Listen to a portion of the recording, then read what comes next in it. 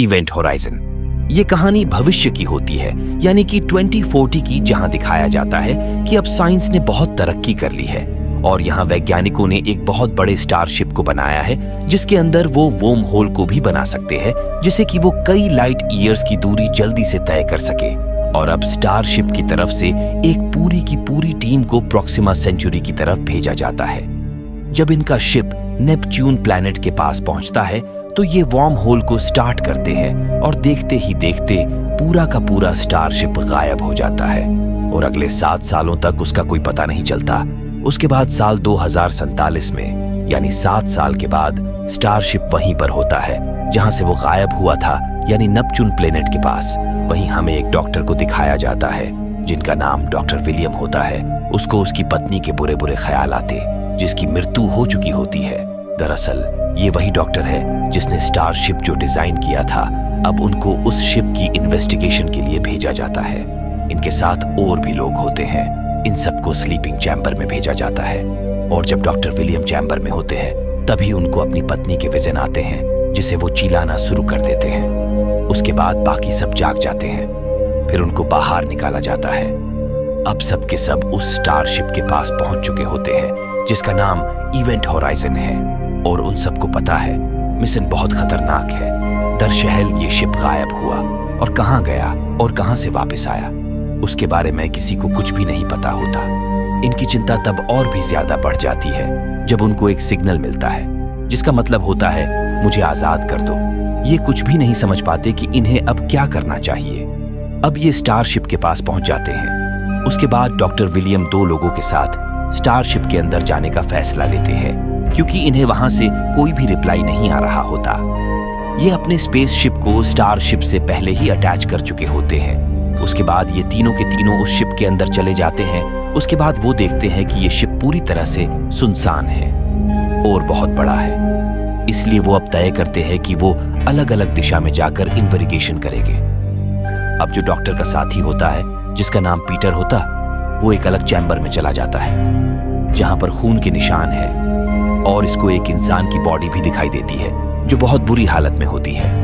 अब doctor William के दूसरे साथी को दिखाया जाता है जो उस जगह पर पहुंच जाता है जहां पर उस मशीन को रखा हुआ होता है जो वर्म होल क्रिएट कर सकती है। और जब वो उसके पास जाता है तो वो अपने आप एक्टिवेट हो जाती है। उसके बाद बहुत तेज रोशनी निकलती है। फिर उसको एक ब्लैक कलर का लिक्विड दिखाई देता है। जब वो उस लिक्विड को टच करता है वो उसको अपने अंदर खींच लेती है, लेकिन उसकी बॉडी को रस्सी से बांधा होता है। रस्सी बहुत अंदर तक जा रही होती है और उसके बाद वहां से एक वेव निकली है जो शिप को पूरी तरह से बर्बाद कर देती है। साथ ही जिस स्पेस शिप में ये यहां तक आए होते हैं ये उसको भी बर्बाद कर देती है। इसलिए कैप्टन मिलर को अपने बाकी साथियों के साथ उस स्टारशिप के अंदर आना पड़ता है। अंदर आने के बाद ये सबसे पहले उस जगह आते हैं जहां इनका साथी उस वर्म होल मशीन के अंदर जा रहा होता है। अब उसको रस्सी से खींचकर वापस ले आते हैं। इसके बाद स्पेसशिप की ग्रेविटी को और ऑक्सीजन को ऑन करते हैं। इन्हें पता चलता है कि इनके पास मात्र 20 घंटों की ऑक्सीजन होती है, यानी अब इनको अपने स्पेसशिप को जल्दी से रिपेयर करना होगा, तभी ये यहां से निकल सकते हैं। उसके बाद ये एक मीटिंग करते हैं। फिर उसके बाद ये तय करते हैं कि वर्म होल मशीन के पास कोई नहीं जाएगा क्योंकि वहां पर बहुत खतरा होता है और ये सब अपने अपने काम में लग जाते हैं। लेकिन यहाँ पर एक अजीब चीज होती है। सबको हाइलुसिनेशन होना शुरू हो जाता है। किसी को अपना बेटा दिखाई देता है, किसी को अपना परिवार। इनको कुछ नहीं समझ में आता कि ये सब क्या हो रहा है। कैप्टन मिलर तय करते हैं कि ये पहले वाले गिरोह की वीडियो को चेक करेंगे, लेकिन उसके बाद इनको पता चलता है कि जब उन्होंने मशीन को ऑन किया था तब कैमरा अपने आप बंद हो गया था, जिसके कारण उनको बस आवाज सुनाई देती है। अब यहाँ पर इलेक्ट्रिक सिस्टम बंद हो जाता है। उसके बाद डॉक्टर विलियम उस जगह पर जाते हैं जहां से सिस्टम को ऑन किया जा सके। वहां जाने के बाद इनको एक बार फिर से उनकी पत्नी के विजन आना शुरू हो जाते हैं। उसके बाद इनके उस साथी को दिखाया जाता है जो वर्म होल के अंदर गया था। उसको पैनिक अटैक आता है। वो बोलता है डायरेक्ट आने वाला है, तुम सब मारे जाओगे, और फिर वो बेहोश हो जाता है।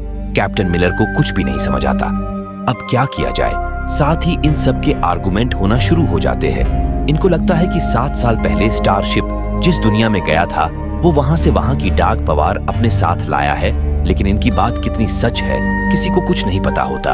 अब उसको दिखाया जाता है जो इंसान बेहोश होता है उसकी देखभाल के लिए एक साथी को वहीं पर रखा जाता है और कुछ देर बाद उसकी बॉडी गायब हो जाती है। ये देखकर वो लड़की जो उसकी देखभाल कर रही वो बिल्कुल हैरान हो जाती है। उसके बाद वहां से पावर कट हो जाती है जिसको कंट्रोल करने के लिए वो कंट्रोल रूम में भागती है। वहां दिखाया जाता है कि कोई पावर से इंटिटी दरवाजा तोड़कर अंदर आना चाहती है।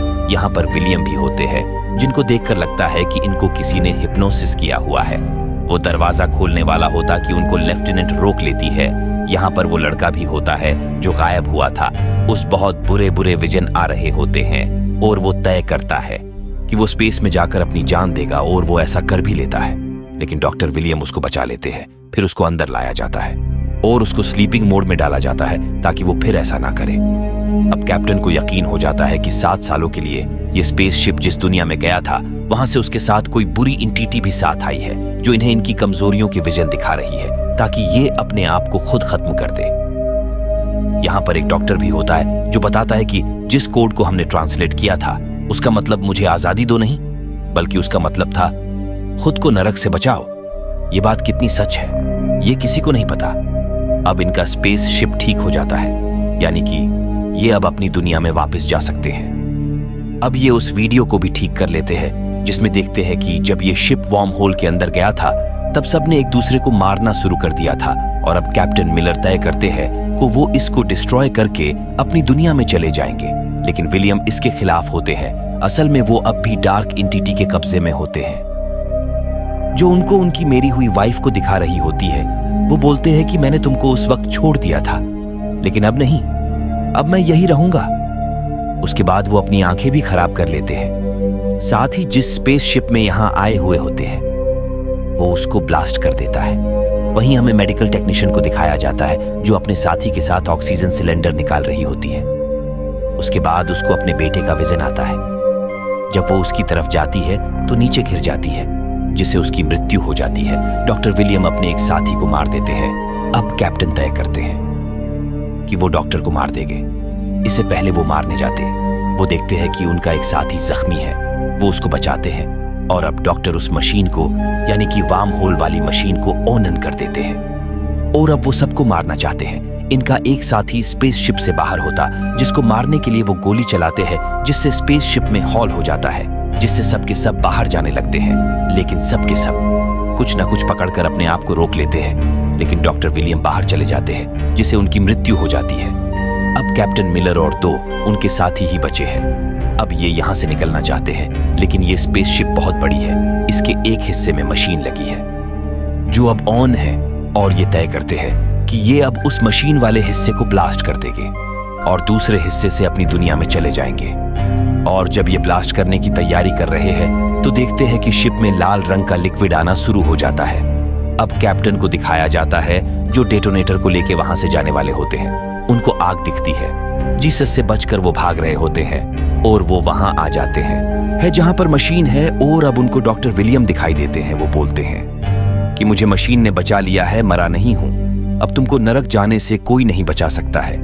हालांकि कि मिलर को दूसरे हिस्से में होना चाहिए, लेकिन अब वो अपने उन दोनों साथियों को बचाने की सोचते हैं और अब जैसे ही वो मशीन पूरी तरह से एक्टिव होती है कैप्टन मिलर वहां पर ब्लास्ट कर देते हैं। अब वो मशीन पूरी तरह से ब्लास्ट हो जाती है।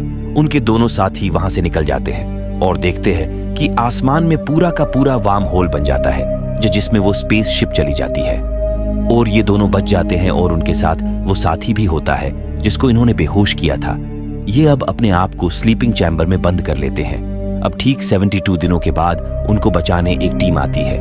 वो सबके पहले लड़की को निकलते हैं जिसे जागते हैं तो लड़की इनको देखकर डर जाती है क्योंकि उसको डॉक्टर विलियम का चेहरा दिखाई देते हैं जो इसका वहम होता है। इसी के साथ अब स्पेसशिप का दरवाजा बंद हो जाता है और ये कहानी भी यही खत्म होती है। मिलते हैं आपको एक और कहानी के साथ।